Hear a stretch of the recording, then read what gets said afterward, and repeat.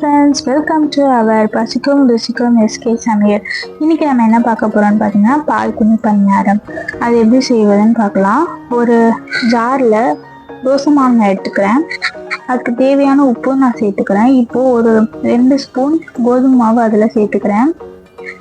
சேர்த்து இப்போது நல்லா மிக்ஸி ஜாரில் நம்ம அரைச்சி எடுத்துக்கலாம். இப்போ நம்ம அரைச்சி எடுத்துக்கிட்டேன். நல்லா நைஸாக அரைச்சி எடுத்துக்கிறேன். இப்போ நான் அதை ஒரு பேனில் மாற்றி அதையும் நல்லா நான் மிக்ஸ் பண்ணி எடுத்துக்கிறேன். இப்போது நான் அரை மூடி தேங்காய் எடுத்துருக்கேன். அதுக்கு முன்னாடி பேனை பற்ற வச்சுருங்க, ஹீட் ஆகட்டும். குழி பணியார சட்டி இதுக்கு பேர். இது வந்து நல்லா ஹீட் ஆகட்டும். இப்போ நம்ம அந்த எடுத்து வச்சுருக்க தேங்காவை மிக்சியில் போட்டு தேங்காய் பால் எடுத்துக்கலாம்.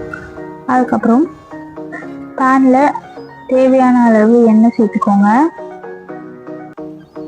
எண்ணெய் சேர்த்து எண்ணெய் நல்லா காஞ்சதும் நம்ம அரைச்சி வச்சுருக்க அந்த மாவை அதில் ஆட் பண்ணிக்கலாம். இப்போது எல்லா குழியிலையும் நம்ம ஊற்றிக்கிட்டோம். இது நல்லா வேகிறதுக்குள்ள நம்ம அதுக்கு மேலே ஒரு மூடி போட்டு நல்லா வேக வச்சிடலாம். இப்போ நம்ம எடுத்துட்டு தேங்காய் பாலை வடித்து எடுத்துக்கோங்க. நல்லா தண்ணி ஊற்றி தேங்காய் பாலை வடிச்சுக்கோங்க. இப்போ அந்த குழி பணியாரம் திருப்பி விட்டுக்கணும். மீடியம் ஃப்ளேமில் வச்சே நீங்கள் பண்ணுங்கள், ஏன்னா ஹை ஃப்ளேமில் வச்சா தீஞ்சிரும்.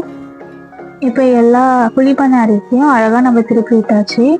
இப்போ அதுக்கு மேலே நான் 1 ஸ்பூன் நெய் ஆட் பண்ணிக்கிட்டேன். இப்போது எல்லாமே வெந்துருச்சு, நான் எடுத்துக்கிறேன். அதான் நம்ம ரெடி பண்ணிட்டோம். இப்போ நம்ம எடுத்து வச்ச குழி பணியாரத்தில் உங்களுக்கு தேவையான அளவு சர்க்கரையை சேர்த்து நம்ம எடுத்து வச்சிருக்க தேங்காய் பாலை அதில் ஆட் பண்ணிக்கோங்க. அதுதான் ஃப்ரெண்ட்ஸ், ரொம்ப ஈஸியான சுலபமாக ரெடி பண்ணுற பால் குழி பணியாரம் ரெடி.